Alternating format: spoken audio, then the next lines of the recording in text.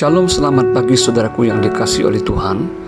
Mari bersama-sama kita merenungkan satu bagian firman Tuhan dengan judul Menjadi Kuat di dalam Kristus. Terambil dari kitab Filipi 4 ayat 13. Demikian bunyi firman Tuhan.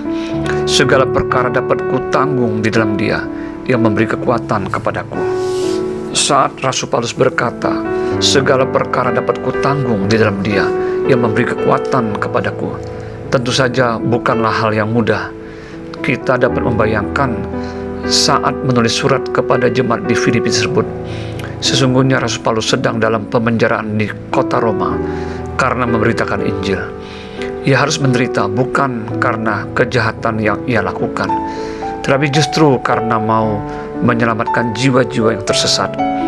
Bahkan ia mengungkapkan tentang berbagai penderitaan lainnya yang dialaminya karena melakukan tugas pemberitaan Injil di dalam surat 2 Korintus 11 ayat 23 sampai 28, di mana ia mengalami penderitaan di penjara, didera di luar batas, kerap kali dalam bahaya maut, dilempari dengan batu, mengalami karam kapal, mengalami berbagai situasi berbahaya, banyak berjeri lelah dan bekerja berat, dan banyak hal lainnya lagi. Menarik sekali, justru di dalam surat kepada jemaat Filipi ini, Rasul Paulus juga banyak kali menyebutkan tentang bersukacita. Ini adalah bukti dari seseorang yang kuat dan yang tidak mudah goyah di dalam hidupnya ketika diperhadapkan dengan berbagai penderitaan.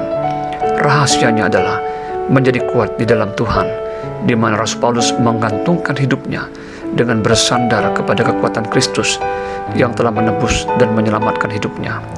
Bagaimana dengan kehidupan kita sebagai orang percaya saat ini? Apakah kita masih berdiri teguh dan kokoh di dalam iman kita? Atau sebaliknya kita menjadi mulai lemah dan goyah iman kita ketika menghadapi kesulitan, tantangan, dan penderitaan hidup di dunia ini? Mari kita belajar dari kehidupan Rasul Paulus dan terutama belajar dari Yesus Kristus Juru Selamat kita. Dan untuk menjadi kuat di dalam Tuhan, pastikan hidup kita pertama penuh dengan ucapan syukur dan doa kepada Tuhan. Kedua, terus hidup berpadanan dengan Injil Kristus. Ketiga, menyadari bahwa kita tidak hanya dikaruniakan untuk percaya kepada Kristus, melainkan juga untuk menderita untuk Dia. Yang keempat, menaruh pikiran dan perasaan yang terdapat juga di dalam Kristus Yesus. Selamat pagi, selamat beraktivitas. Tuhan Yesus memberkati. Shalom.